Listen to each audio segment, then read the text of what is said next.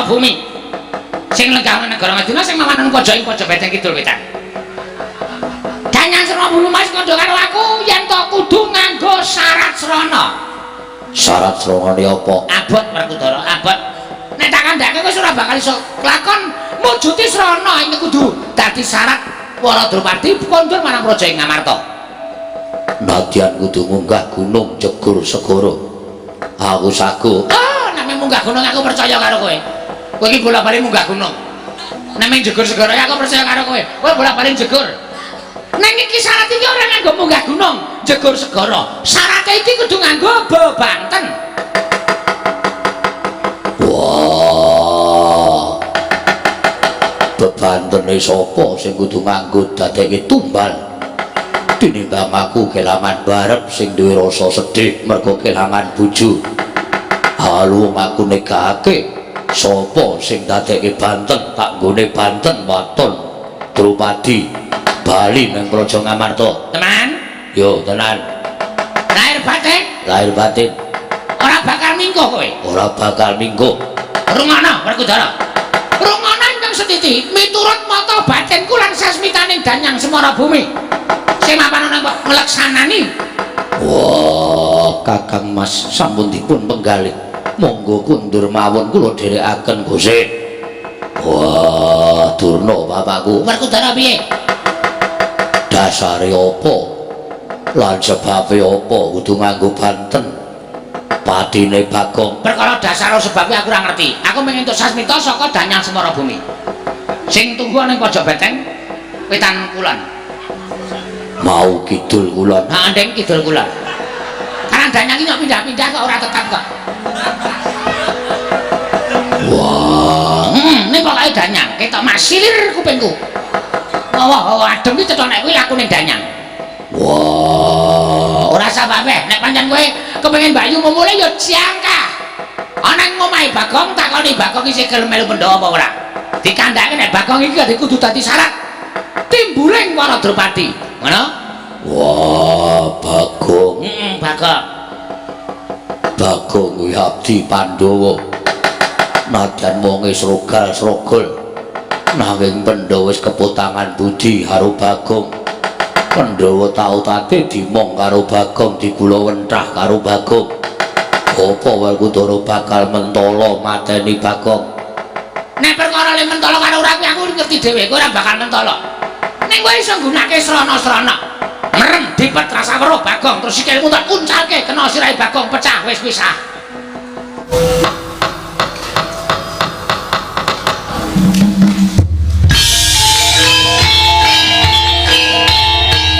Dilanjutkan pagelaran wayang kulit semalam suntuk oleh Ki Dalang Sena Nugroho. Selamat menyaksikan.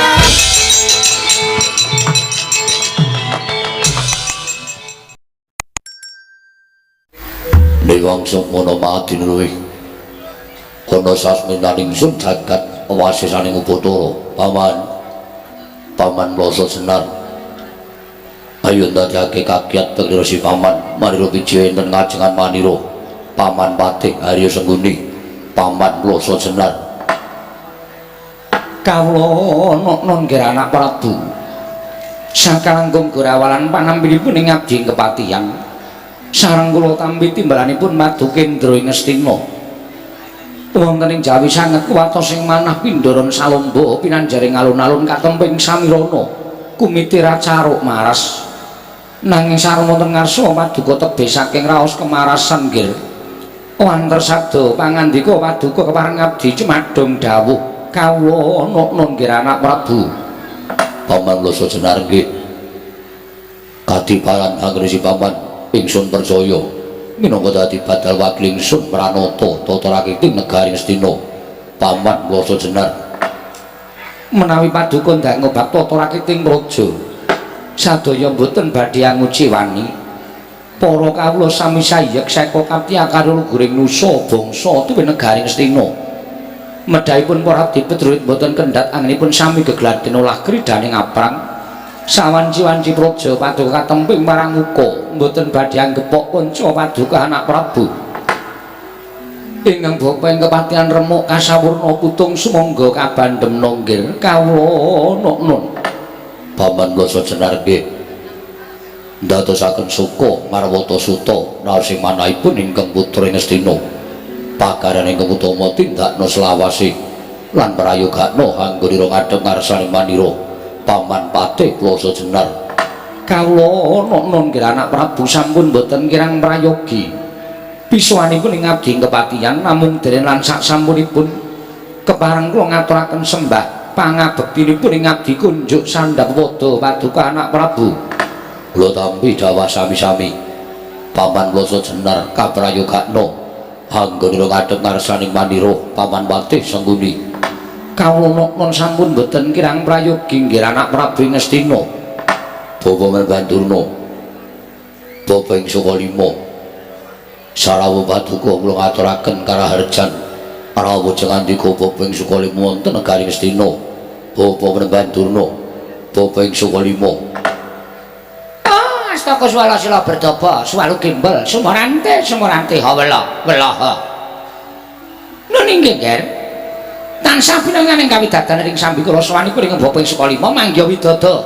Niskala sawanipun ing Bapa. Nir ing sambi kala durga mendhak kala sirna. Namung kepareng kula ngaturaken salam taklimipun ing Bapa kunjuk ngersa Paduka anak Prabu Ngastina, Ger. Anak Prabu Duryudana. Kula tampi karya bombong raos ing manah Bapa Durna. Boten langkung kasekecakno anggen jengandika lenggah. Kula naknan. Sampun boten kirang prayogi pisuwanipun ing Bapa ing Sukalima, Ger. Kawula naknan. Kakang Prabu Karna ing Ngawungga. Mugi kasekecakno anggen jengandika lenggah wonten ing Datraya Praja Ngastina. Kakang Prabu Karna ing Ngawungga. Kawula non nggih sampun boten kirang prayogi pisuwanipun ing Raka ing Ngawungga. Namung derenan sak sampunipun kepareng kula ngaturaken Pudi astawanipun ing Raka Ngawungga kunjuk ngersa Paduka Yai Prabu Kadang kula ing Ngastina, Yai Prabu Duryudana. Kula tampi karya bombong raos ing manah. Boten langkung kasekecakno anggen jengandika lenggah Kakang Prabu Karna ing Ngawungga. Kawula non sampun boten kirang prayogi pisuwanipun ing Raka ing Ngawungga, Yai Prabu Ngastina. Apa dene sira Dimas Kartomarmo? Prayogakna kira ngadhep ngarsanipun Kakang Yayi Dimas Kartomarmo. Lho Diwaji sampun boten kirang prayogi pisuwanipun ingkang rayipun Kartomarmo. Derelan sak sampunipun kepareng kula ngaturaken sembah sumengkeming pangabektinipun ingkang rayi kunjuk Sandhapada Paduka Gusti kula ingkang sinuwun ing Ngastina. Wis tak tampa sira Yayi ngaturke bekti kelawan pun Kakang. Ora liwat pangestunipun Kakang Waratakna mriksa agung kadaningsun para sata Kurawa kang bodhang gandung sibo lan tatanen para wadya balajana ingkang padha saur manuk jeneng manira diambabarake wigatining pasewakan Kartomarmo. Lho menawi sampun Paduka dawuhaken badhe kula candhingga jimat Kanjeng Koko Prabu sesembahan kula Koko Prabu pangayoman kula ing Ngastina Koko Prabu Duryudana. Wangsul ngersanipun Paman Loso Jenar Bapa Durna miwah Kakang Prabu Karna ing Ngawungga. Sewu-sewu kalapatanipun ingkang putra Tadah Wadana. Dene dinten samangke kula pantun hambaya ngirawuh jengandika sami wonten Datraya Praja Ngastina. Bapa Durna Paman Harya Kepatihan. Apan menika sanes dinten pasewakan ingkang mirunggan lan saben dinten dipun wontenaken madyaning negari Ngastina. Nanging kaselakna toling raos daya-daya kula nglempahaken sangkyaning para sepuh. Mila menawi wonten lebatipun ingkang putra pun Duryudana, sewu-sewu kalapatan kula mugi diagung pangaksami. Paman Loso Jenar Bapa Durna tuwin Kakang Prabu Karna ing Ngawungga. Nyawa-nyawa jimat kula nggih sesembahan kula. Anak Prabu Duryudana ngemuti bilih ingkang bapa menika gesangiyup wonten ing pepada Paduka anak Prabu ing Ngastina. Jernyatanipun kula menika sampun kadhapuk minangka Wrangkanata ing Ngastina. Mila menawi wonten bot repoting penggali Paduka menapa malih bot repoting negari Ngastina. Sampun malih katimbalaning Wancirina nadyan kadhawuhaning Wanciratri. Ingkang bapa ing kepatihan boten badhe suwala tartemtu tansah mastuti sabda pangandika Paduka anak Prabu ing Ngastina. Mila ingkang saking menika nggih gandeng ingkang bapa sampun kepareng sowan. Mugi ambabarana menapa ta wigatosipun dene Paduka ngawontenaken pasewakan ingkang bene lan adat ingkang sampun kepareng Mbak Barono ingkang sejati dhateng ing bapa ing kepatihan nggih anak Prabu ing Ngastina. Semanten ugi ing bapa ing Sukalima nggih.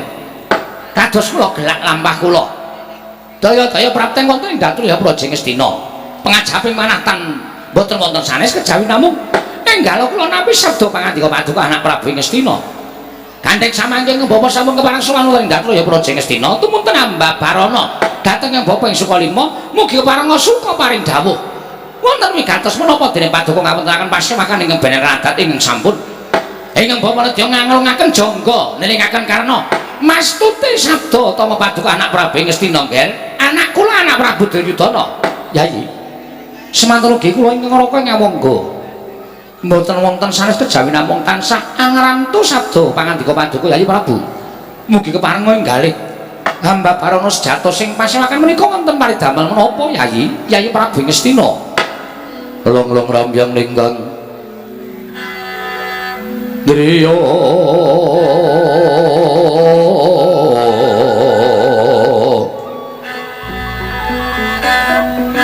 Rewang Candra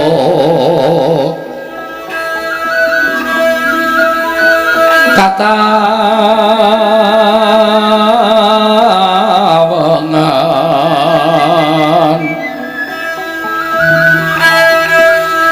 sumo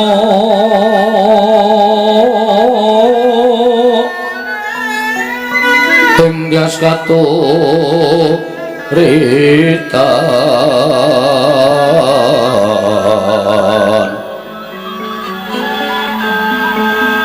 limut kabiyataneng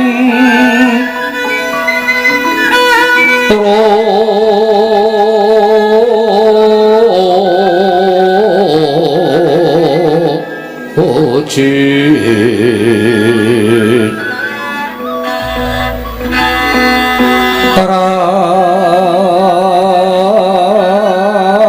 Ram Remendri Ya Ma Nawung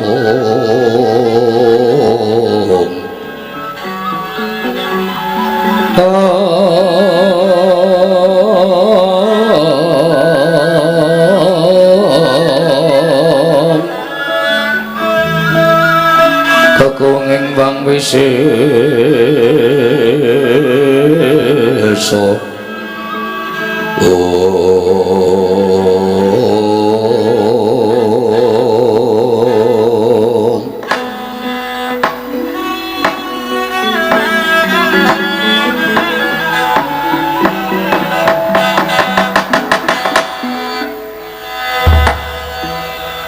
Pamanarya wonten dawuh nggih anak Prabu Bawaduna wonten timbalan nggih Kakang Prabu Garwa ngawungga wonten dawuh yayi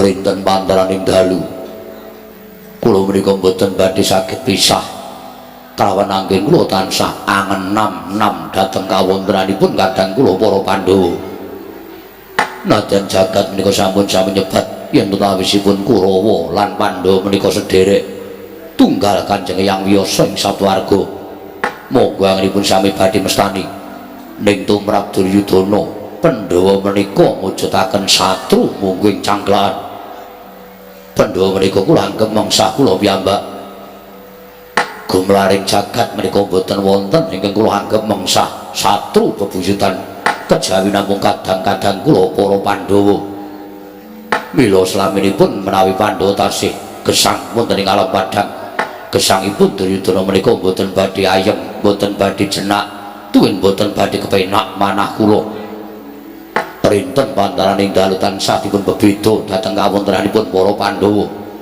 rina wengi ati kula menika tansah dipun gegasah dening para Pandhawa inggih bab samukawisipun boten ateges negari menika kula namung minangka dados dapur Ratu Wakil nanging sampun sebar wonten ing jagat bilih Duryudana menika Nalendra Ngastina Duryudana menika Nalendra ingkang menang gadhahi pangwaos tumraping negari Ngastina ewa semanten nadyan sampun kula tetepaken wonten ing manah menawi kula menika Narendra Mastina ewadene tansah gumana musik wonten manahipun Duryudana menawi ngantos Pandhawa ngucik dhateng negari Ngastina tan wurunga negari Ngastina badhe wangsul dhateng panguwasipun para Pandhawa mila boten maneh boten memukal menawi pendak-pendak kula ngawontenaken parepatan pendak-pendak kula ngawontenaken pepanggihan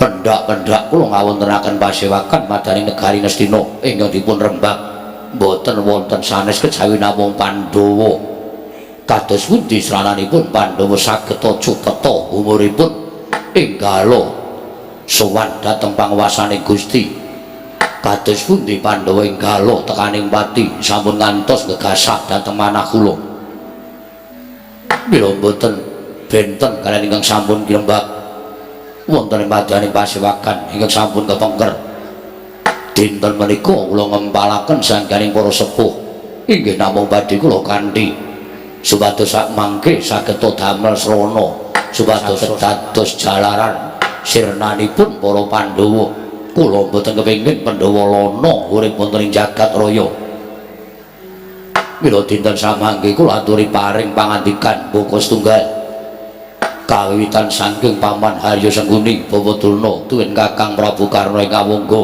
ingkang kula anggep srati kula ingkang kula anggep pini sepuh ingkang saestu njombani sarta nglabuhi dhateng pun Duryudana kula nyuwun supados dinten menika pikantuk karti sampeka ingkang sae supados samangke Pandhawa cupet umuripun gumelar wonten ing jagat sageta Pandhawa tumunten mapan wonten ing neraka yamani awan wonten dawuh nggih monggo kula triparing dawuh miturut Paman Harya Sengguni srana menapa malih ingkang kedah kula ginakaken supaya Pandhawa ndang cupeta umure supaya Pandhawa ndang mudhar aja nganti urip wonten ing jagat raya aduh nyawa-nyawa jimat kula nggih paribasan sampun ketelasan pemanggih anggen kula munjuk atur ngersa paduka anak Prabu Ngastina menawi ngrembag babakan para Pandhawa utaminipun ngrembag babakan perkawis pejahipun para Pandhawa nuwun sewu paduka sampun priksa piyambak sampun marambah makaping-kaping anggen kula damel srana pejahipun para Pandhawa ewadene Pandhawa mboten nate saged dipun krenah cintrakanipun pendak-pendak Pandhawa dipun budidaya cintrakanipun malah waluya nirmala temah jati temah mulya tegesipun malah pikantuk kanugrahan pendak-pendak Pandhawa dipun jangka pejahipun malah kinayoman dening panguwasaning Gusti ngakarya loka nuwun sewu nggih lupya ingkang sampun kelampah sampun kaping pinten kula menika damel srana pejahipun para Pandhawa ewadene bab cabar gagar wigar tanantuk karya nalika Bratasena kula cemplungaken wonten ing Sumurupas mboten pejah Bratasena malah pikantuk tirta rasa kundha kamulyaning jagat sinten ingkang saged ngunjuk setunggal kendi menika kekiyatanipun wuwuh 100 gajah mongko Bratasena kelampahan ngunjuk 8 kendi ateges kekiyatanipun Bratasena menika menawi sampun murka kekiyatanipun sami kaliyan kekiyatanipun 800 gajah menika nggih nalika Bratasena kula loropaken wonten ing Wanamarta supados babat wana pamrikula supados dipun pejahi dening para bangsaning jin berkasaan nanging Bratasena mboten saged pejah nanging malah pikantuk negari Ngamarta inggih negari Ngendraprasta nalika Bratasena wangsul wangsul dipun jangka pejahipun jernyatanipun Werkudara menika dados kekiyatanipun Pandhawa nanging nuwun sewu pundi ingkang kelampahan mboten wonten ingkang kelampahan malah ingkang mestinipun kedah menawi dipun petang sarana kamanungsan kudune tekaning pati nalika Pandhawa mapan wonten ing kutha Pramanakati wonten ing Bale Sigala-gala wonten ing Waranawata mlebet wonten ing pesanggrahan dipun besmi mawi geni ingkang muruk mangalat-alat tepung gelang kekalangan mboten wonten papan kinarya lumajar mestinipun menawi petanganipun lumrah Pandhawa 5 mati, Pandhawa 5 musna, mati wonten madyaning bale paleramanipun para Pandhawa. Nanging nyatanipun cobi ing atasipun dipun obong lor kidul wetan kulon kok mboten saged pejah. Ewa semanten malah mulya ngawibawa wonten ing wana Ngeka Cakra. Menika ateges nuwun sewu kanthi srana menapa kemawon Pandhawa menika mboten saged dipun pejahi. Pandhawa menika mboten saged dipun krenah cintrakanipun. Menika ndadosaken bingung manah kula. Ing atasipun Pandhawa menika jalma lumrah, Kurawa ya jalma lumrah. Padha-padha turasing Begawan Wiyasa, ning kok bedane bumi karo langit. Yen Pandhawa persasat kaya diayomi dening sing gawe urip, yen Kurawa persasat kaya dikiwakake karo sing gawe jagat. Nah ing atasipun sing boten adil menika boten kok titahipun, sing ora adil sing kuwasa. Mangkir miyin nggih, mangkir miyin.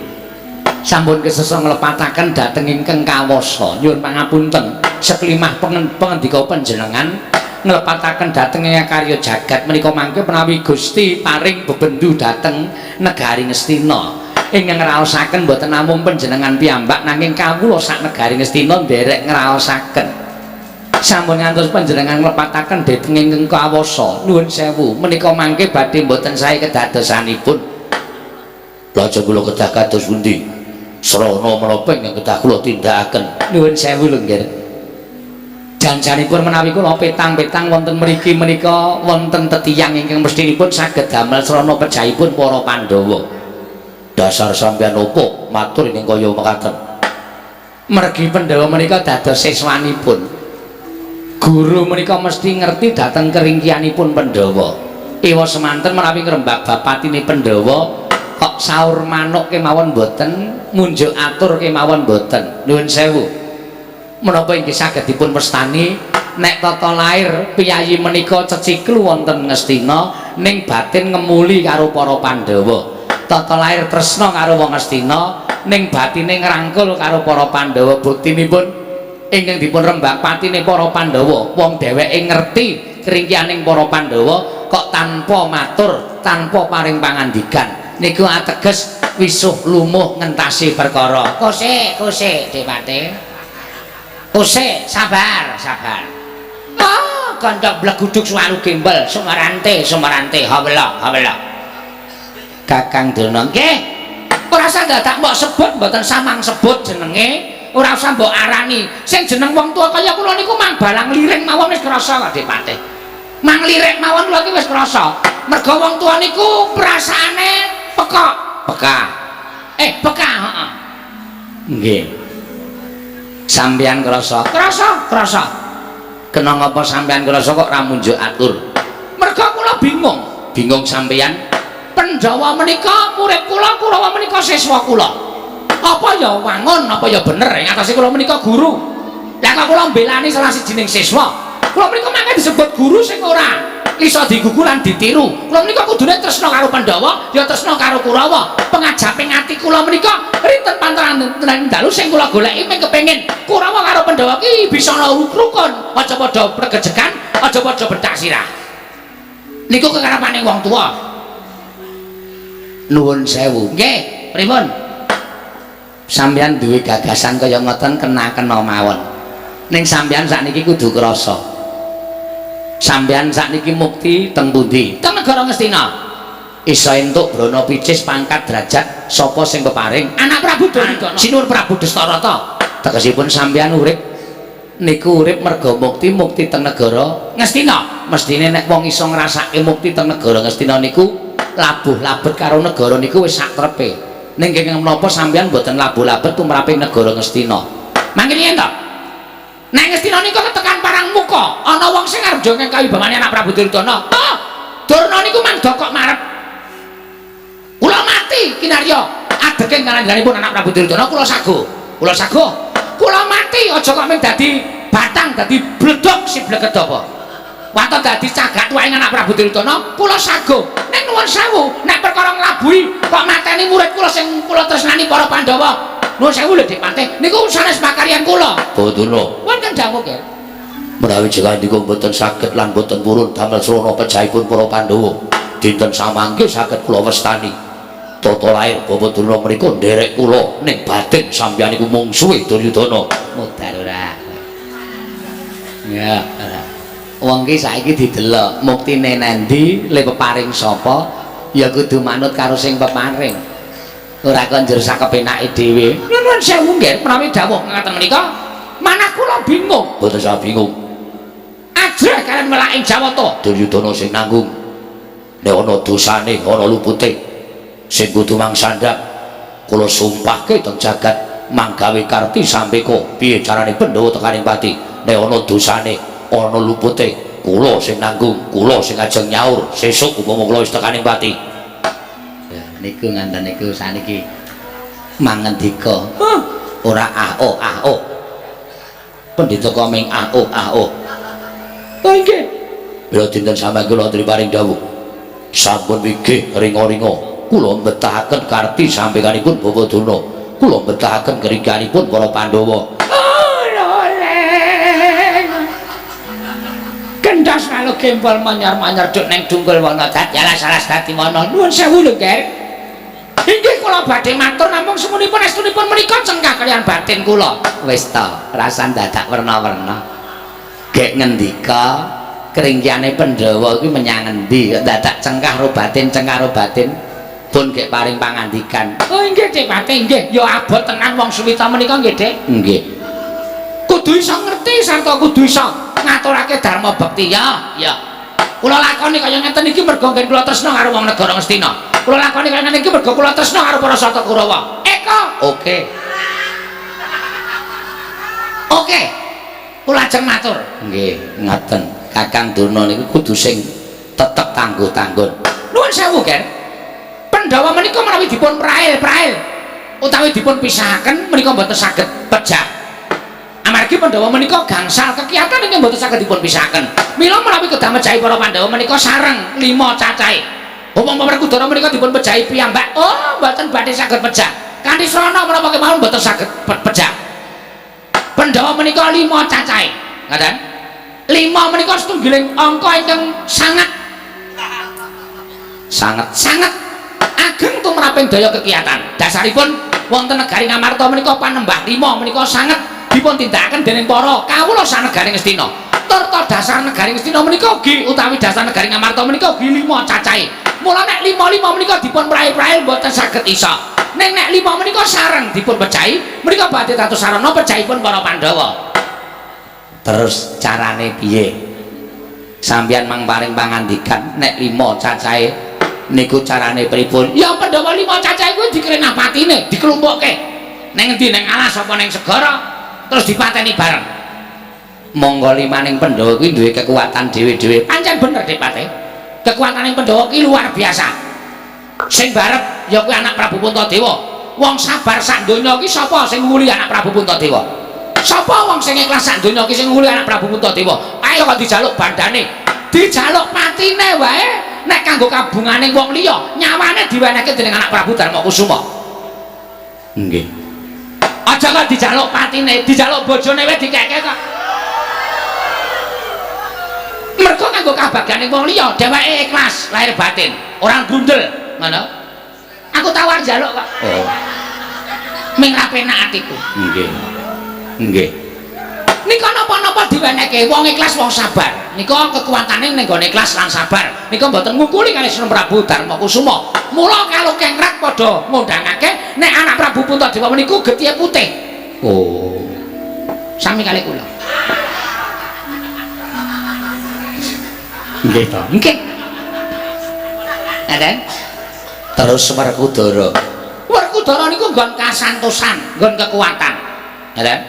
Werkudara niku nggon kekuatan, nggon kasantosan. Sapa sing kekuatane ngungkuli Werkudara? Kula tak takon. Kurawa 100 cacahe kemawon menawi dipun tandhi kekuatane kaliyan Werkudara menika mboten ajeng isa padha. Ngoten. Sapa Kurawa sing dedaya kaya Werkudara, sing santosa kaya Werkudara? Mboten wonten. Sing jeneng Durmagati niku bedol telowe dadak duyuhi sik kok. Nggih. Ming bedol telo lho. Werkudara dasare wis ngombe tirta rasa kundha, kekuatane 800 gajah. Nek wis ngamuk Werkudara niku mboten wonten sing iso mambengi kekuatane Werkudara. Niku nggon kasantosan. Tur dasare Werkudara niku kejaba kasantosan wonge doko kau ora tau basa, ora tau tata krama, ning lair batine suci. Werkudara nika resik atine. Nggih. Saniki Janaka. Terus keringkiane Werkudara niku nggih napa? Kemen dene ngomong keringkiane kok wis tekan Janaka. Keringkiane Werkudara niku wonge ora tau nyelaki dawuh wong tuwa. Tansah ngajeni karo dawuh wong tuwa. Werkudara niku lek didhawuhi napa-napa mesti manut. Werkudara kowe mlebu alas kono. Ning kono ana kaya ngene. Lebonono. Golek ana, mesti sendika. Najan janjane dheweke durung ngerti, ning mergo madhep manteping mesti Werkudara linambaran percaya. Ya mergo percaya lan madhep mantepmu iku napa sing digoleki iso kasembadan. Oh, ngoten. Nggih, niku Werkudara. Mula nika nek kaya kula, kaya Sang Mahatmarsya Wara Bisma, kaya Sang Begawan Wiyasa. Wah, Werkudara niku manute ra jamak-jamak. Kandhane mah Lho, kula niku ngedongi kok. Lah nggih kula ya ngomong tenan. Lah saniki Janaka. Janaka niku kekuwatane teng pundi? Janaka niku kekuwatane nadyan nika lancur ing jagat langing bawana. Janaka niku Debya Sura Sekti kalintang jayaning perang. Tinantang mendak dina menten. Tinumbak bun buntung. Nggih, rasa kesusu Kakang Durna. Jame ngoyak. Oh nggih. Janaka niku aja kok nek ngamuk aja kok titah swanta. Dewa mawon wedi. Oh. Dewa wedi. Ning Janaka niku saben manungsa urip karo padang niku sak sampur-sampurnaning manungsa niku duwe keringkian. Sing jeneng raka sampurna niku nek diobong wentek kok. Niku tegese duwe keringkian. Nggih, nggih. Nah, Janaka niku keringkiane nuwun sewu lho, Di mboten iki saru mboten ning men karo wong wedok. Oh. Janaka niki tek mos, tok mes. Tok mes. Nggih. Janaka niku tok mes. Anggere ketemu wong wedok rada pripun nanti Janaka niku wah wis ora duwe kekuatan apa-apa. Arep gawa panah, arep gawa keris, panahe duncalke, kerise duncalke. Kaose duncalke. Terus nganten nika. Nganten nggih. Nah, melonten keringane dhewe-dhewe. Mula nek Janaka nesu niku ora usah kuwatir. Janaka nesu niku jadi pethuke kanggo otot, kanggo akal. Nek cukup digoleke piyai putri. Oh. Sing pas karo kekarepane Janaka. Ngoten nggih. Nggih. Terutama Janaka niku seneng banget karo sinden. Oh. Sing rada tuwa bathuke amba. Awake cendhik. Ngaten? Nggih. Niku Janaka seneng banget. Mula Janaka niku mboten nate keri mesti tetek teng Natayudan. Oh. Mergo ngenteni Betari Setombok. Setombok. Nggih, nggih. Niku tenan kok kula mboten gawe-gawe asli. Ngoten nggih. Nggih, nggih. Niku Janaka keringkiane. Nggih, kula ngertos. Mula Janaka niku gampang keblinger. Janaka niku gampang menggok dalan yen karo wanita ingkang srestra ing warni. Ngoten nggih Kakang, mula ora mung nek Janaka niku bojone akeh banget. Lah, perkara Janaka bojone akeh niku aja manggagas. Janaka niku wong sing ngongso karo wong wedok, wong sing seneng karo wong wedok mboten. Janaka niku pendak-pendak garwa putri, Janaka niku mengku garwa putri. Menika ora kok waton wong wedok, wong wedok iki iso ngunggahke derajate wong lanang apa ora? Wong wadon iki kedunungan wahyu tumraping wong lanang apa ora? Nek kedunungan wahyu lan iso ngunggahke derajate wong lanang. Piyai putri menika mesti dipun mengku dening Janaka. Mula Janaka niku dadi lananging jagat lancur ing bawana niku mboten lepas saking cinta kasih seorang istri. Ngoten nggih. Nggih. Ngaten. Niku asli Dik Pati kula mboten goro. Nggih, nggih. Syukur iso siji ae. Nggih. Dene ora ya ora masalah. Nggih, nggih Kakang Durna. Lah, ingkang pungkasan inggih menika Nekula Sedewa. Menika wong kembar. Matine kudu bareng. Wong kembar niku kepenak ya wong loro, rekoso ya wong loro. Niku wis kodrating jagat. Nek sing siji kesandung, sing siji mesti ngrasake. Sing siji duwe lara, mesti sing siji ngrasake. Niku mang tonton, wong kembar pundi mawon sing nonton niku. Nek ana sing siji lara, sing siji mesti ketok pucet. Arep ora lara ning ngrasake lara. Niku wong kembar. Nek sing siji mumet, sing siji ngrasake mumet. Niku wong sing laire kembar. Nggih kula wonten. Niku sing siji lara, sing siji malah dolan. Niku kembar tenan mboten? Kembar tenan. Kula mboten ngapusi niku kembar sae. Lah, ngapusi nek kembar tenan ya mesti duwe ciri gethek kaya ngono kuwi. Nek ora kembar niku ya tegese ora metune bareng lho. Oh. Nek metune mbok siji niku tegese kembar ning kembar mboten asli. Tegese meng kakang napa jenenge iki? Kakang kawak diari-ari ngoten iki. Kok ngawur? Kula mboten saking kula lho Dik Pati saking mburi kula niki. Kula niku ya goblok ora. Kakang kawah ora. Kawah nggo blebeke kowe kuwi.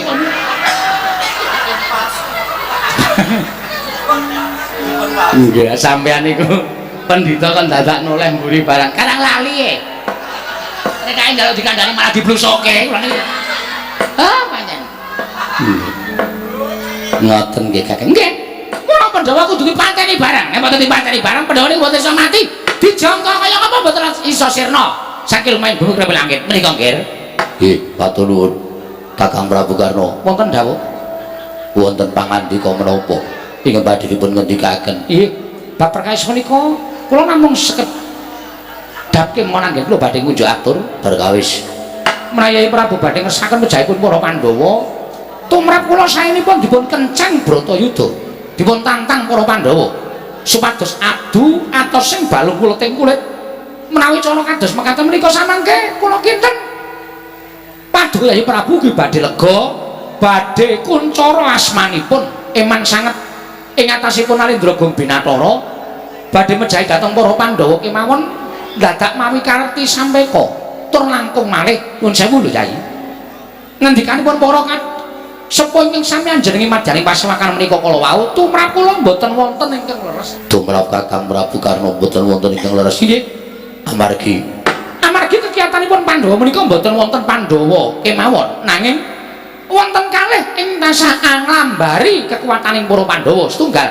Koko Prabu Sri Bathara Kresna angka kalih Semar Badranaya menapa ta sababipun dene para Pandhawa tansah kiyat lair lan batosipun amargi tansah sinanding dening Kyai Semar lan tansah sinanding dening Sinuwun Prabu Ndwarawati Yayi Kakang Dina. pripun Dewati Nadyan namung seklimah ngendikanipun anak Prabu Ngawangga kok tumrap kula cocok.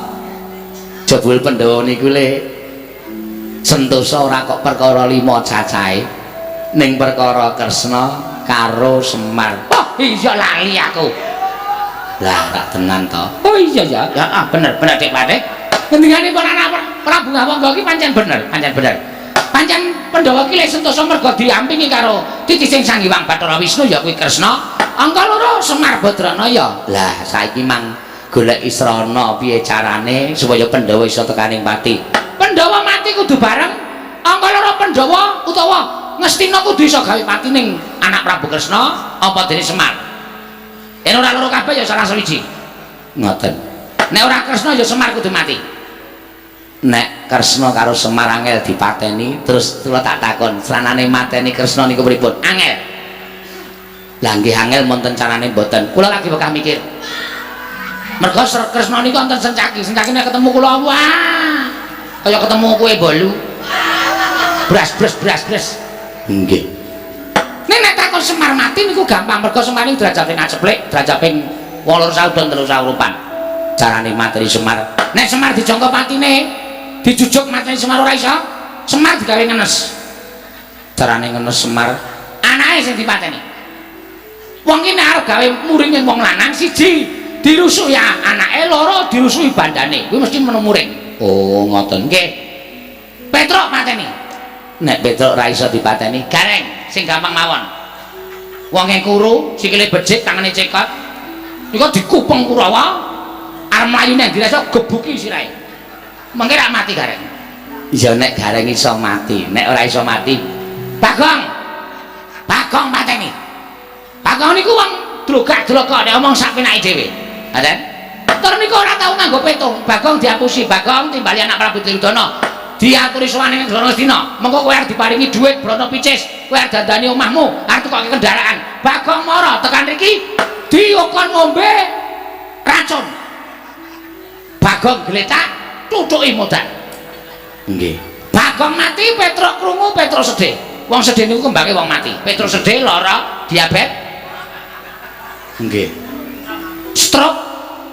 Dengkule ra iso diteko. Petrus mati ngenes. Nggih. Petrus Bagong mati gareng sedih. Kembange wong sedih niku mati. Gareng terus sirahe mlembung. Nggih. Mripate saya kira, saya ciut. Gareng mati. Petruk gareng Bagong mati, Semar sedih. Semar terus jeblok wetenge. Ngampet rasa susah. Nuwun sewu. Kula nek ngrasake niku wong ngomong niku kaya gampang nggih. Ming waton iki lara, iki mati, iki lara, iki mati, iki lara, iki mati. Kok kaya kepenak banget. Penak banget. Ampe ngomong kok. Perkara mengko nyata napa mboten niku gumantung karo sing do nglakoni. Perkara mengko gareng iso dipateni napa mboten, Petrus iso dipateni napa mboten, Bagong iso dipateni napa mboten. Niku gumantung mengkene padha budidaya mateni anak-anake Semar. Pun ngaten mawon debate. Niki pun dicok, pun dicok kudu golek patine Semar lan sak anak-anake. Nek Semar karo anak-anake mati, oh, Pandhawa ora duwe kekuatan. Pandhawa sedih atine. Wong sedih kuwi ora iso ngepake japa mantra aji jawi kawijayan. Pateni Pandhawa gampang ngene Sirna Margalayu. Sigra-sigra yen permana kanca sigra ngake nawang sesangka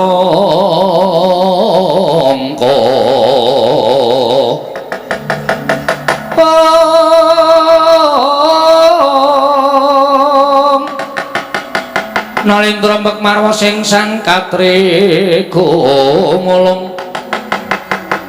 mulung mangrempak ing wadya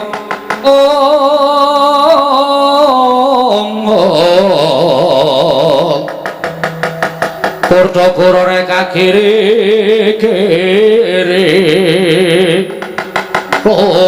nanggono magawe gelari rawang-wang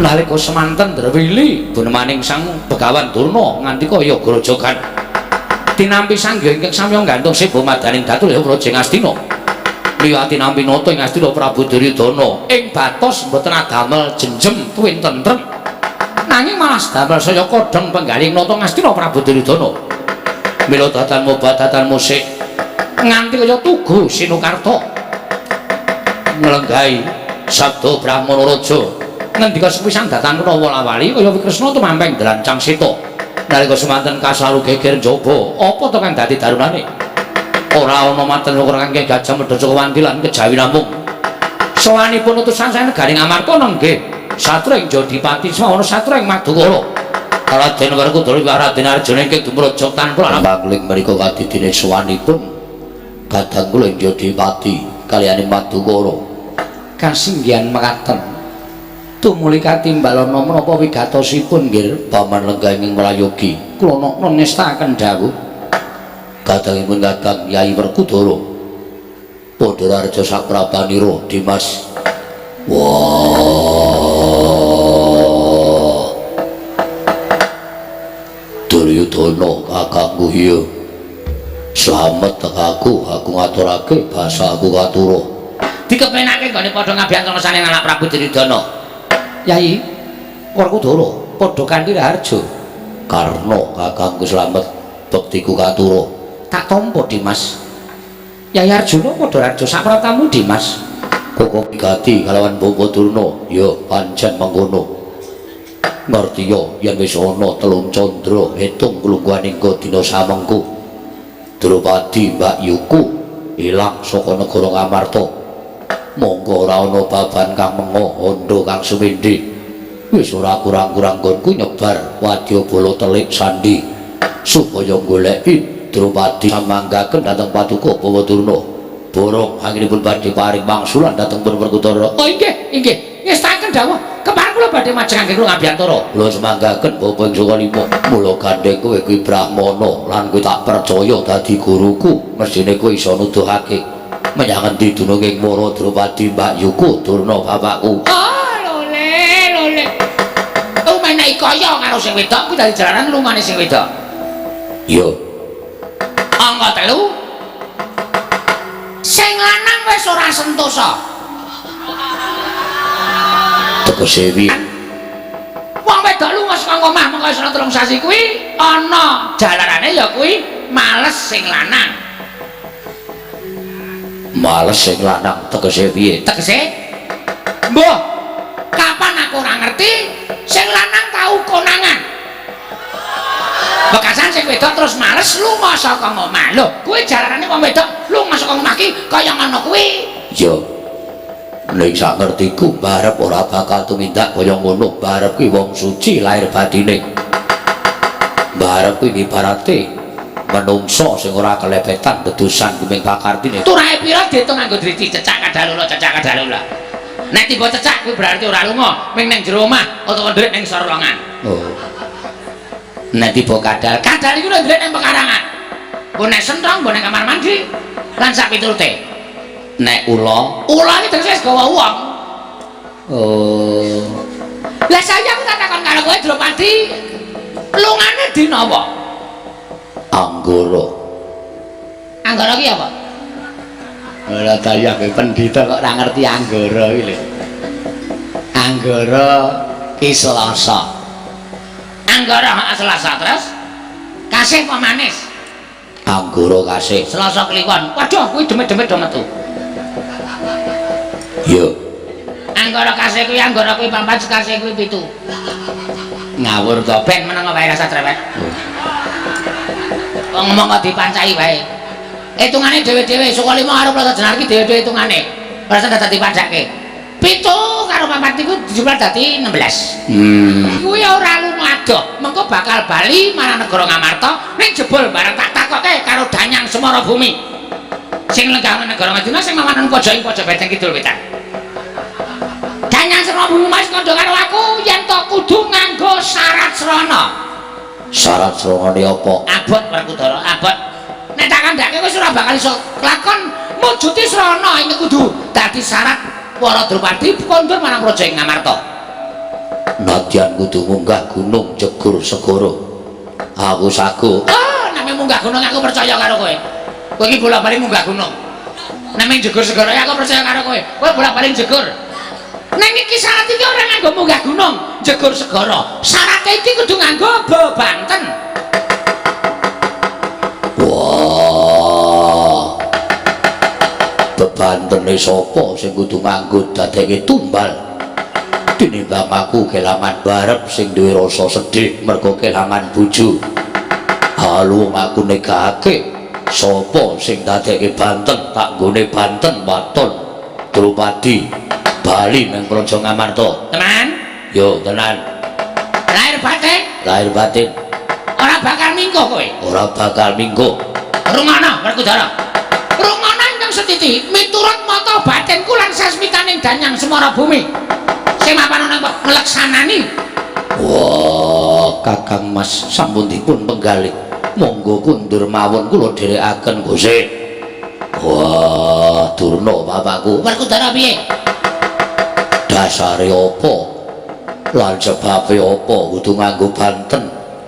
Padine Bagong. Perkara dasar sebabnya aku ora ngerti. Aku pengen entuk sasmita saka Danyang Semara Bumi. Sing tunggu ning pojok beteng wetan kulon. Mau kidul kulon. Ha, ndeng kidul kulon.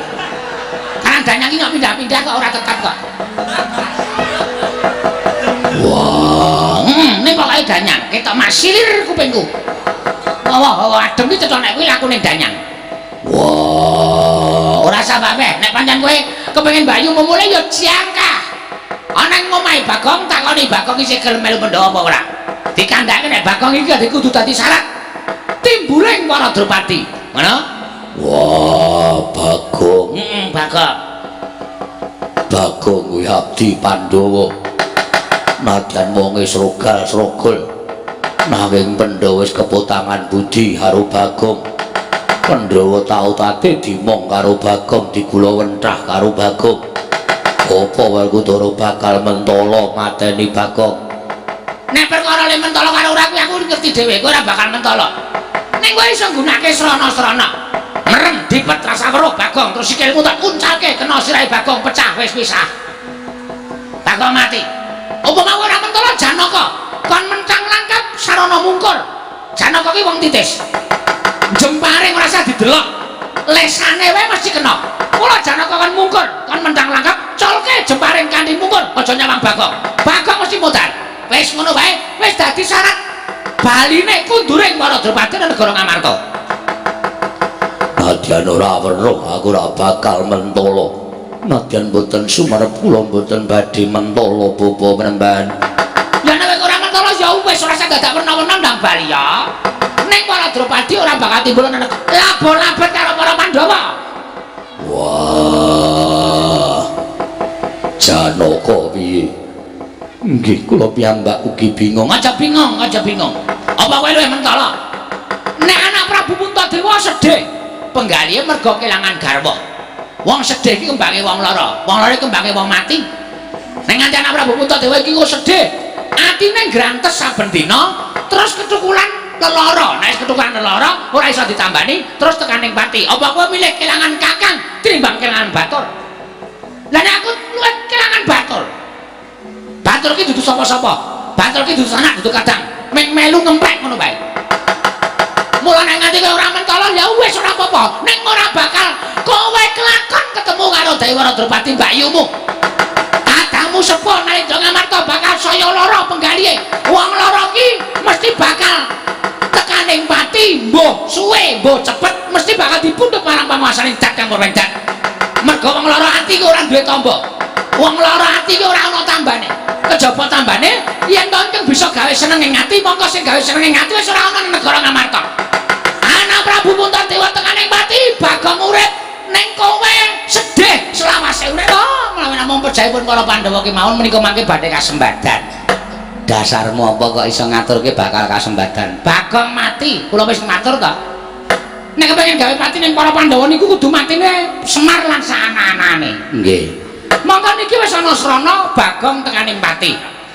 Kok iso sampeyan iso ngendika nek Bagong mati Pandhawa ya bakale tekaning pati. Bagong mati, mongko sing mateni Werkudara. Kawula padha ngundangake nek Bagong tekaning pati Werkudara sing mateni. Oh, mesti anak Prabu Puntadewa duka penggalihe. Terus anak Prabu Puntadewa ngukum karo Werkudara. Werkudara kon minggat saka negara Ngamarta. Werkudara mlebu ngalas mati. Nggih, ngoten nggih. Nggih. Lah Petruk Gareng Nesu karo wong-wong Pandhawa. Merga wis wani mateni Bagong. Petruk Gareng ngraman teng negara Ngamarta pethoke Janaka do gelut. Petruk Gareng mati saka tangane Janaka, anak Prabu Puntadewa duka melih. Janaka didukani, mlebu ngalas mati. Lho apik to? Rancangane sip to? Perkara lakon apa ora mbuh. Nek sing penting iso diomongke ngoten lho. nggih. Nek diturut terus Gareng Petruk Bagong mati, Semar ijen. Semar ijen tingak tinguk. Bingung uripe. Ora ana sing ngadeni, ora sing jak guyon. Ora ana sing jak tetembangan liwung. Nggih. Semar sedih. Jukuk ladeng suduk salira, jukuk. Tali gantung. Semar Mati. kantun anak Prabu Puntadewa karo Nekula Sedewa. Nekula Sedewa tansah sedih atine. Wong sedih niku kembange lara. Wong lara kembange mati. Nekula Sedewa mati bareng. Mati bareng wong kembar niku sing siji lara, sing ngrasake lara, sing mati, sing mati. Oh. Kantun anak Prabu Puntadewa piyambak. Bingung, tilang-tilang. Arep nanti arep ngopo? Dadi ratu ra ono apa gawane ra ono nayakane? Nggih. Anak Prabu Puntadewa nglalu. Pun selesai. Pandhawa mati, Panakawan mati. Wonten sing ngamuk. Sing ngamuk sinten? Prabu Kresna kelangan Pandhawa kelangan Panakawan. Ditelusur sapa sing miwiti jebul wonten sing blakake nek sing dadi tuk sumbering perkara Begawan Durna. Mongko teng mriku wonten Sencaki. Sencaki nyaut glugu goleki sampeyan. Ajeng dandani omah napa? Mboten. Gawa glugu niku ajeng ngepruki sampeyan. Ah, mboten mawon. Niku ora karangan sampeyan. Karangan kula karo karangan sampeyan niku wis beda. Kresna ya bingung Pandhawa tekaning pati Panakawan duwe kanca. Kresna ora duwe ruang, Kresna ora duwe sedulur. Dadi ratu ora duwe kanca, ora duwe ruang, ora duwe sedulur niku sedih atine. Wong sedih niku kembange Lara. wong lara niku kembange Mati. ah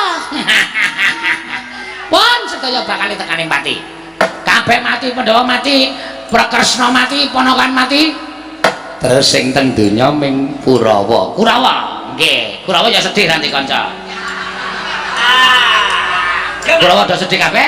Wong sedih kembange lara, mantekaning mati. Mati Kurawa. Ming kantun kula. Sampeyan ya sedih ranti kanca. Ning kula tetep seneng. Sebabe Bendina numpak jaran ngalor ngidul. Ora ana wong ganggu. Merdeka. kurang sawu kok sampeyan dhewe sing arep golek seneng lho. Lho, nyatane ngoten nggih, Pak. Bodono. Wonten dawuh Sembadan kula sampun ngaturaken panuwun. padi nggih, Pak. Napa? Sami-sami. Nggih. Ngaten nggih. Bapak Daryo. Wonten dawuh Budhana kang putusipun ingsun kundur kedatun. non Pramadal Pasilan yen tambahing pangestu. Bodono. Wonten dawuh nggih. Kinarya tandha matur nuwun, tandha tarima kasih saking kula kanthi wonten ing sasana pambujanan. Lho, napa menika? Sasana pambujanan menika menapa? Ya ngalah. Pendhitaning ratu kok sasana pambujanan kok ora ngerti. Sasana papan pambujanan menika dahar. Oh, maem. Nggih, kasinggihan mekaten. Oh, nggih, monggo kula dherekaken. Monggo. Wonten menapa kemawon nggih? Ayo anis jinuwun ora presa. Jinuwun ratu kok ana apa wae ora sampean bengi iki kok oleh Dinggo nglipur ati kula Depate. nggih.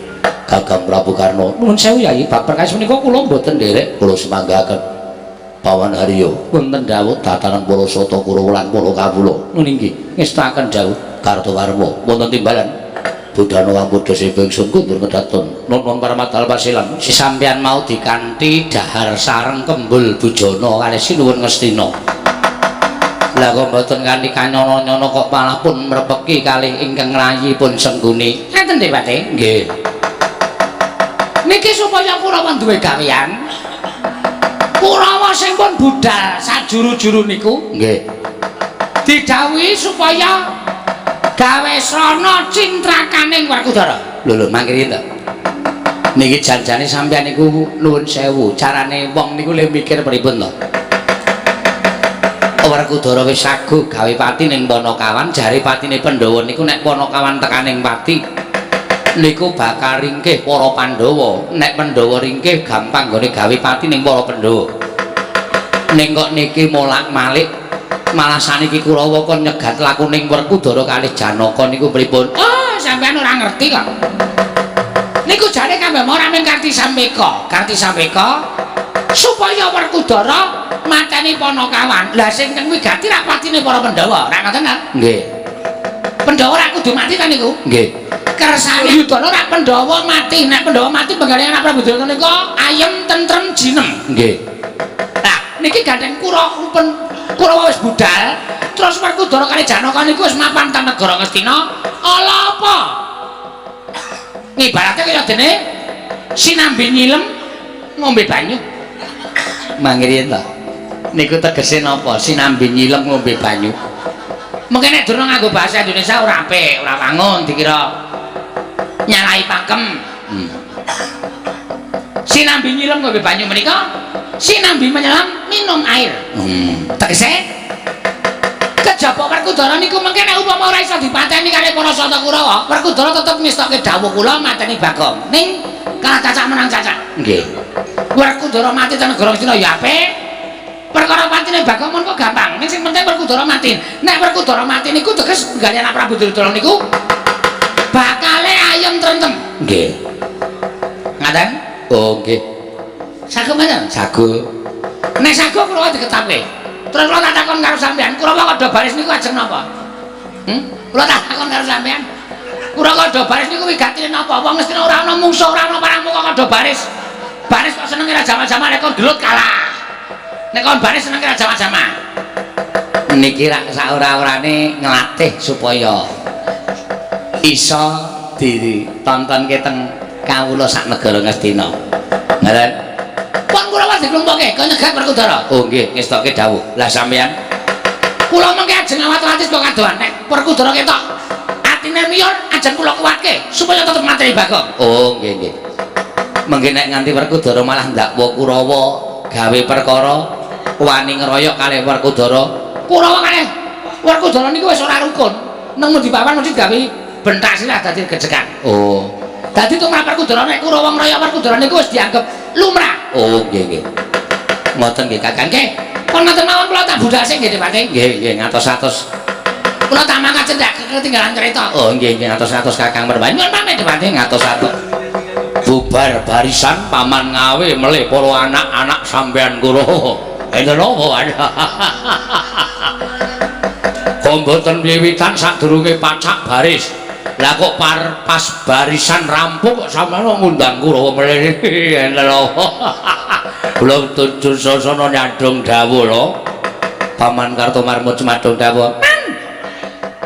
Kula pun citraksi. Nyanyi dong jauh man. Enten apa sak rampunging barisan? Lah kok dadi paman ngawe melih para santa Kurawa? Paman kula pun swata maca madung dawuh. Ya ya, dadake putra putri wegati cumadung gawe. Nur. Ngerti ora? Iki aku mau dicegat Kakang Durna. Lho, Bapak Penemban Durna tegat sampean. Iya. Ingkang sekawit ra ana dawuh apa-apa ning kok Kakang Durna duwe ego vertikal. Ego ngerti ngono. Kowe kabeh ora kenen bali marang kasatriyanmu dhewe-dhewe, aja mbok kendhone nggonmu dandan. Nanging malah kepara kenceng ngono. Kuwi kalau siun. Kowe kon ngoyak Werkudara. Terus Werkudara dipateni ning negara Ngastina. Wis kuwi dawuh Kakang Durna. Ngono wae, kira-kira sapa sing saguh menyango, sing ora saguh ora apa-apa. Baliya ning kasatriyanmu dhewe-dhewe ora masalah. Ning sing saguh kira-kira mangkat wani karo Werkudara. Werkudara dibondo tangane krincung sikile lebokke pakunjaran. Wis kuwi wae dawuhe ndang do menyang aja nganti kaya bocah cilik. Piye kok meneng kabeh? Dur, kowe iki takon ngoyak Werkudara. Ada nek wis kecekel dibondo tangane dikrinceng sikile, kok malah doting pendonom. Wani ora?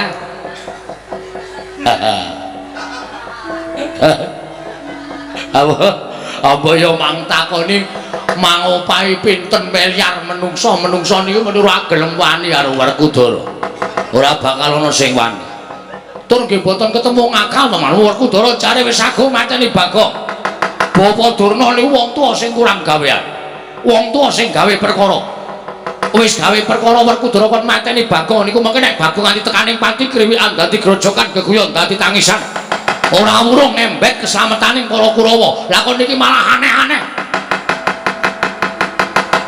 Dawuh karo Kurawa kon mateni Werkudara niku wong tuwa nganggo pikiran ora. Nek manut kula sesesak niki rasa golek Werkudara, ning golek Durna kepruke ndase. Bose citraksi sabar. Wong ra mutu. Wong wis penak-penakku Kurawa ora ndek gawean kok kon mateni karo Werkudara. Man, Piye? kok Kurawa semanten iki nek ditandhingi karo Werkudara ora ana sing iso menang. Mula sampean dawuh kon koyak Werkudara niku do meneng mawon niku mergo do atine trap tapan. Bener ngendikane Citlaksi man. Sampeyan niku ya nek didhawuhi aja mung waton nampa dawuh, sampeyan pati ya rumangsa kula lan ide. Blas ora tau iso mikir. Wis sampe-apik kula ora melu perkara niki malah sampeyan werna-werna macem-macem gawe kasangsaring anak-anak sampeyan Kulawa.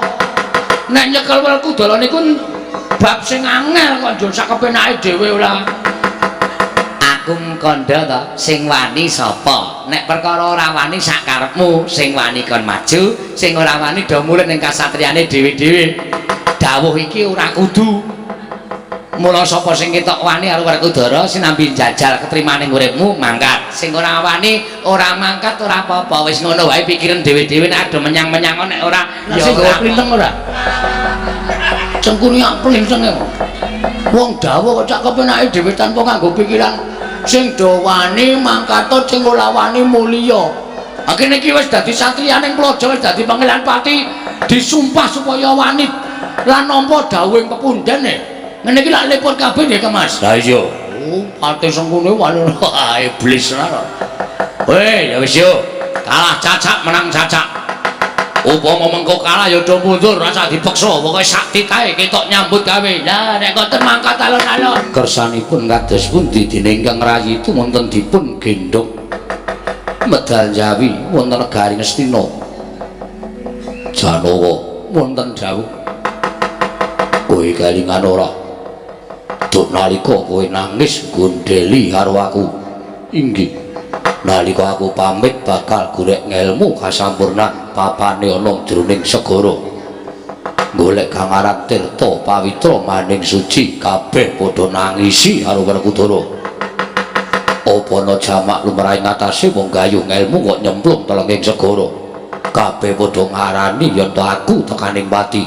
Kowe Kresna kakangku barep kakangku Nakula Sdewa. Babu Kunti padha nangis ning kedaton negara Ngamarta. Ning nalika semono nggon ora percaya karo Durna bapakku. Kawusanane piye? Sing tok anggep Durna nyamsarake marang Werkudara kabeh mau ora nyata, malah aku bali entuk wujuding Tirta Pawitra maning suci. Tegese apa sing dikendikake dening Durna bapakku keta-katone nggone paring pangandikan. Mung sarwa sembrono, mung sarwa gejul kumarucul. Nanging sejatine aku percaya lahir batin karo Durna bapakku. Mula kowe tak jak supaya metu saka kedaton Wigatinayu. Apa sing didhawuhke Durna bapakku ditindakake. Apa menawa kanthi srana patine Bagong Drupadi Mbak Yuku bakal bali marang negara Ngamarta.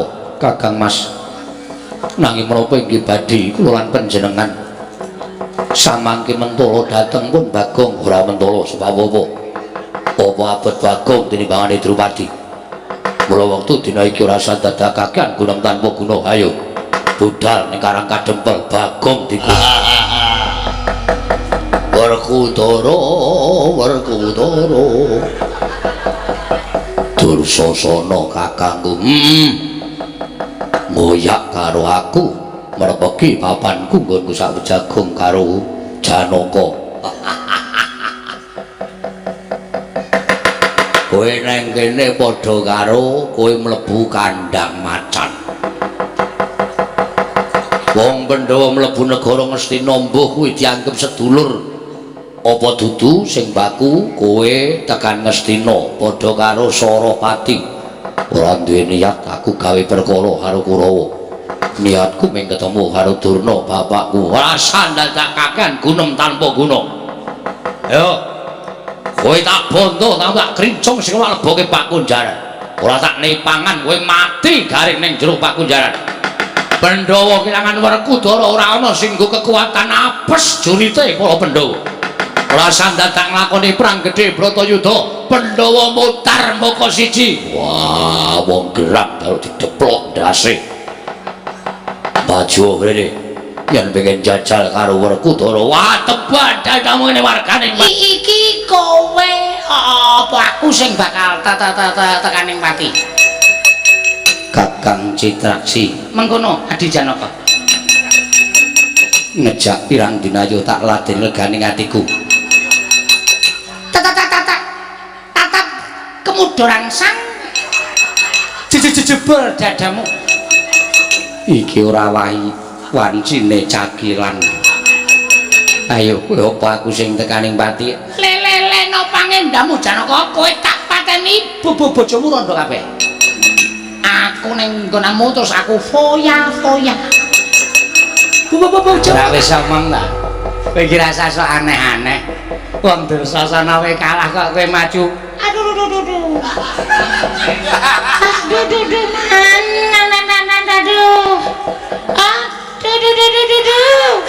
Gak percaya. Malah nyanyi. Perih men. Saka kula nyuduk kula dhewe man. Aduh. Ditutut. Ditutut. Ditututke. Ditututke man. Aduh. Aduh. Piye ta? Malah bengok-bengok.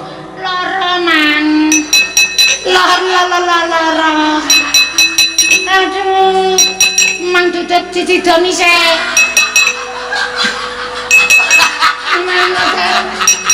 Ayo.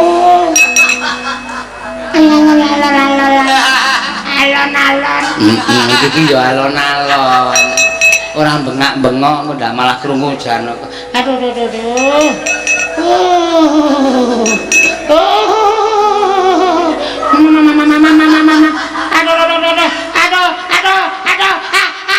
Wah, jan. Aku kira mentol ae. Kerise bendol ngarep. Kerise bendol ngarep.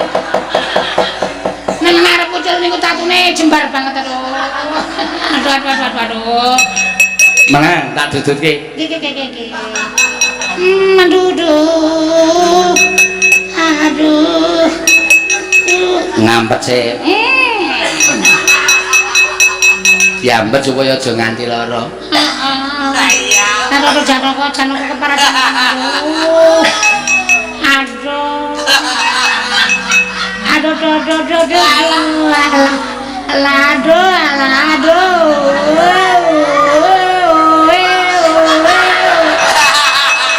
Malah anak-anake.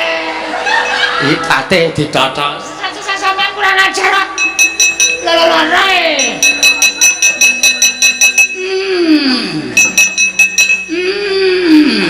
Nek kowe ora cerewet iki njur marampo. Nek kowe cerewet malah rampung-rampung. Anteng. Rasa omong.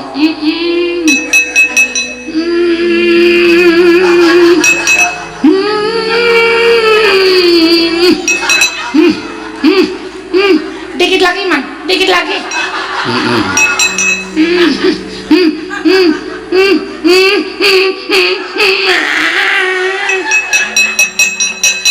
Waduh, kaya ngene kaya. Aduh. Ku tak percaya, aduh. Wis gek mlayu ning nggone Kakang Durna ngono men ditambani iki ana warangane lho. Nek nganti kenapa-kenapa cilaka mudhar we. Aduh, bapak nepan kula nyuwun senjata. Jlamromi. Menapa inggih paduka badhe tumunten bidal. Ngopati kalian Bagong wis dianteping tekadku. Tinimbangane aku weruh bareng ngrantes mergo ora ketemu karo bojone Kakang Mbok Waladrawati. Halwung aku nyawang Bagong dadi banten ora dadi ngopo. Kakang Mas wane. Om Tedyan Kalaludra Mas Patik Raja Dewaku. Drupadi ndak rewangi kowe tak cidra saka negara Ngamarta. Mongko nalika aku prapteng taman negara Ngamarta, aku prasaja kalawan sira Waladrawati ento aku bakal nyidra sliramu. Kowe ora mlayu, kowe ora ndelik, lan kowe prasaja gelem mbok cidra kelawan aku. Oh, bareng tekan kene ana ing taman negara ing Giri Kadasar, kowe ora gelem sak pejagong kelawan Prabu Kala Sreng. Apa to kang dadi sebabe, Drupadi? Sinuwun Prabu Kala Sreng. Ya piye? Nalika sira praktana ing taman negara Ngamarta, duk nalika semana paring dawuh kelawan aku yen to bakal mbok muktekake sarta ora ketamung sedhela negaramu bakal wujud negara ingkang kuncara waton. Ora ketang ngambung teluk kedheping paninggal negaramu kerawuhan Waladrawati, nanging tinemune lah kok wis salin srengat. Bareng tekan negara kene aku ora mbok balekke, mongko hitungane wis ana 3 candra. Sira ora balekake aku marang negara Ngamarta, malah saiki duwe kretek lan niat bakal garwa kelawan aku Prabu Kala Sreng. Mestine sinuwun prisa yen to aku ki wis ora legan meneh. Aku kuwi ana ingkang mengku ya kuwi sinuwun Prabu Darma Kusuma. Duh nyono cerak nyono kinira Drupadi wong wadon ingkang lobok kembene kendhu tapiye ing atase cinidra dening Nalendra inggih kadasar teka bareng aku tekan ning papan kene aku gelem ngladeni kelawan sira sinuwun kaya ngapa alok ing wong kang ora demen lan kaya ngapa anyacating wong ora seneng karo Wara Drupadi. Drupadi ana dawuh apa sinuwun? Ora usah dadak ngrungokke kelawan wong-wong kang ora seneng, kelawan wong-wong kang ora demen. Sing wigati waton kowe gelem tak garwa, kuwi perkarane wis rampung. Ujare akeh padha nyebutake yen to Sinuwun Prabu Darma Kusuma kuwi Nalendra ingkang lila lair lan batine, Nalendra ingkang ikhlas lair lan batine, Nalendra ingkang kebeganing kesabaran. Aja kok wujuding brana picis nadyan sugenge disuwun dening wong liya wae waton dadi kabagyaning wong akeh bakal diparingake. Mula saka petunganku gandengku wis tekan papan kene. Monggo yen to kowe wis rabi karo aku, kowe wis dhaup karo Prabu Kala Sereng. Aku ingkang bakal matur karo Sinuwun Prabu Darma Kusuma, tak kira panjenengane isa nampa kang dadi aturku. Yen to babagan Sinuwun Darma Kusuma pancen bener apa kang mbok kandhakake nanging sinuwun sing jeneng wong mangun bali wisma kuwi ibarate wong keplok kudu tangan loro ora mung tangan siji saiki ora bakal bisa muni aku tresna sampeyan yo tresna yen aku tresna sampeyan ora semono uga kosok baline sampeyan tresna aku ora duwe rasa tresna ora bakal becik kedadeane aku tresna nanging aku ora tresna marang sapa wae sing tak tresnani ming Sinuwun Prabu Darma Kusuma. Oh la piye wong nyatane aku wis tresna apa kowe ora bakal tresna monggo ujare para sepuh nyebutake sing jeneng tresna kuwi jalaran saka kulit yen kulina srawung mestine suwe-suwe bakal ketukulan rasa tresna mula gandeng kowe wis eneng negara ing Giri Kadasar lan kowe seneng taman negara ing Giri Kadasar kene mesti saben dina kowe weruh lan wanuh karo aku kanthi cara mengkono bakal ketukulan rasa tresna. Tresna kuwi uriping jiwa ingkang luhur. Tresna kuwi dudu gaweaning manungsa nanging gaweane sing akarya jagat. Bedane antaraning tresna ingkang diparingi dening paringaning Gusti lan tresna gaweaning manungsa kuwi beda. Bedane menyang endi? Yen tresna ingkang diparingake dening panguwasaning Gusti kuwi tresna lahir batin ora kesasapan niat sing ala lan ora duwe kemelikan apa-apa nanging yen tresna gaweaning manungsa kuwi tresna ingkang sasapan nafsu lan duwe niat sarta melek marang ingkang ditresnani tresna gawean manungsa ora bakal langgeng yen wis kelakon nggone duwe melek sarta wis kelakon nggone bisa iya kuwi menehake nafsu niat kang ala mesti bakal banjur ora duwe rasa tresna. Wah ladal rembukan karo wong wadon pinter kuwi malah ketekuk-tekuk aku. Nyuwun mangapunten Gusti mbok kula kemawon ora sudi niatku rabi karo Drupadi omeng ditawani karo mban. Menapa kula mawon sinuwun? Kula menika wis tuwa. Namung ijab sedhela terus kula modar. Panjenengan saged rabi malih. Gusti menawi ingkang saestu mbuk menika kula pancen saged ngladosi dhateng piyai kakung. Mban aja padha saur manuk.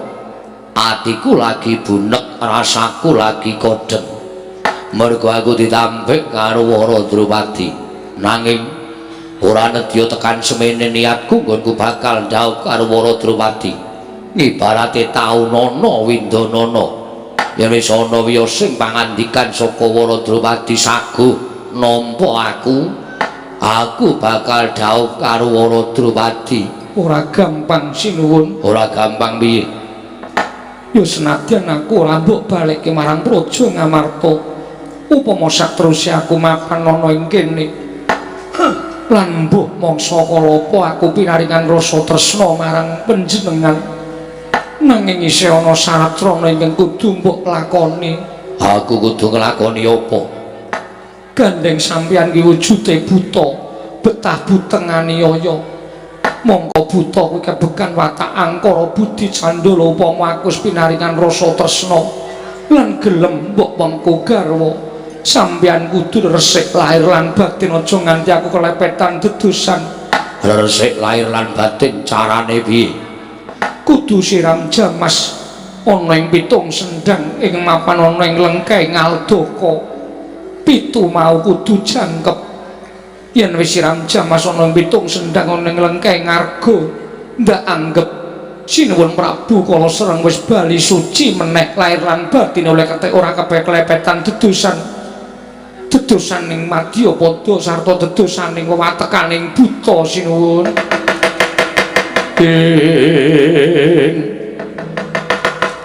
Buta Pandhawa tata gati Wisraya sing nyamawingis tutuk mengolir gosila mangling.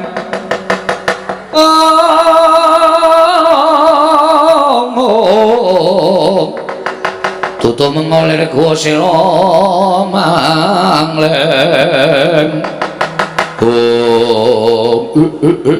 Ratalaya kowe ngendika sing kaya mengkono Waradrawati. Gandeng aku buta kelepetan dedosaning jagat, ya dosa lair ya dosa batin pisane aku bali suci.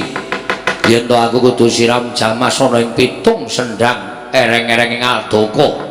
Kanthi cara mengkono aku kudu golek pitung gunung ingkang lengkaing gunung ana sendhange tak nggo siram jamas supaya bali aku suci lahir lan batine. Kanthi cara mengkono aku bisa dhaup karo kowe Waradrawati. Yen pancen darbe niat mula gage tindakna sinuwun. Wae Ratalaya. Dina iki uga aku tak njaluk pamit, tak miwiti nggonku nglakoni apa kaya sing tok aturake. Aku njaluk pangestu gedhe niatku iso garwa Waradrawati. Tak wiwitane dina iki kepenakno nggon mapan ana ing negara ngiri kadhasar apa sing mbok butuhake para mban bakal nyawisake. Waradrawati aku njaluk pamit, muga-muga ndang kelakon apa sandati penjangkaku baliku ana ing negara ngiri kadhasar kowe wis entuk rasa tresna saka panguwasaning Gusti. Wekasan aku kelakon Ora remang uswamya ngambrang kati karunaning kaswase dosang ganda astrat maca lengleng lalu mangulati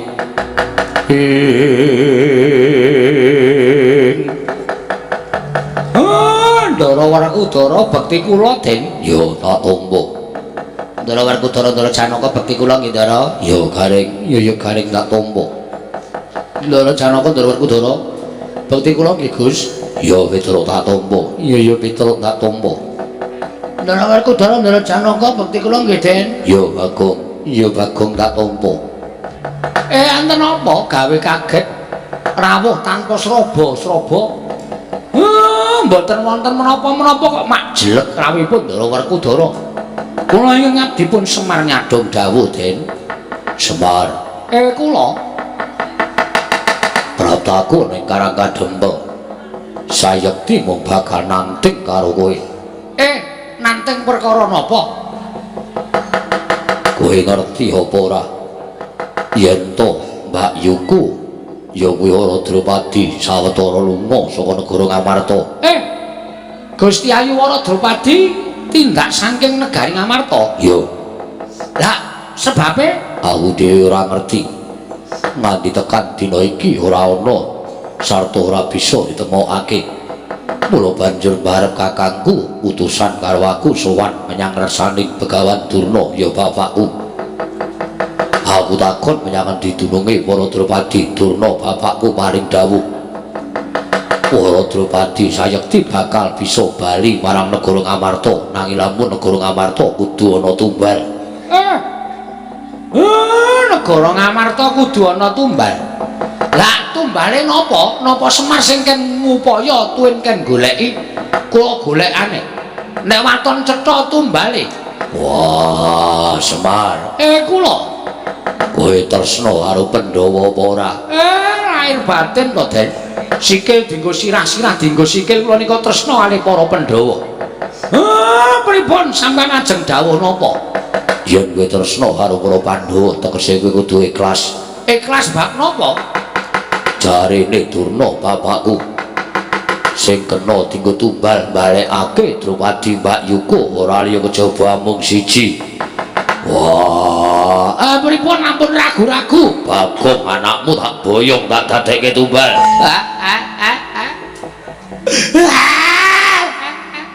Iki mbok menawa numuse impenmu, Pak. Loro Werkudara wis dawuh kaya ngono. Gang, dong apae? Oh, iki ngerti ora? Ngapa? Ndara Werkudara iki mau omong apa? Semar, Ngamarta mbutuhke gombal.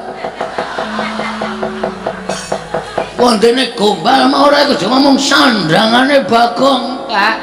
Basa budhek. Kowe kaya ora ngrasa saya, Kang. Piye, Pak? Aku ora iso mikir. Aku ora iso mikir. Kowe tak omong ya, Kang. Piye ana apa? Apa sing perlu tak tanda tangani? Kowe mlayu sing adol. Gundulmu kowe. Yaene kon mlayu-mlayu padake maling. Kowe gak omongi ya, Le. Ndara Werkudara rawuh mrene. Kowe Ndara Werkudara golek tumbal supaya Ndara Drupadi timbul ning negara Ngamarta. Terus rasa do nangis to. Terus piye maksude tumbale iki sing arep nggo tumbal kowe wer goblok.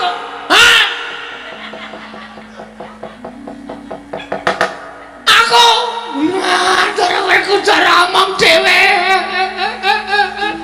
Kowe nek ra mlayu piyai loro kae ngerti pambegane to, Gong. Mlayu sing adong. Mlayu golek slamet. Aduh. Bagong aja nendi-endi arep tak kowe ning negara Ngamarta. Weh, adalah. Truk. Kaya ngene iki ora tak adepi. Aku nyingkir padha karo aku nyingkiri masalah. Masalah arep ngoyak aku terus. Menengo truk, menengo ring. Aku tak melayu. Piye, Pak? Bagong tinggo tumbal.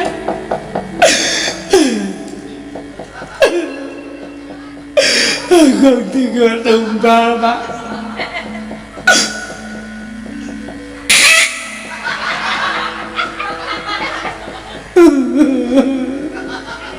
Ya ora nggola pumbel to, Men.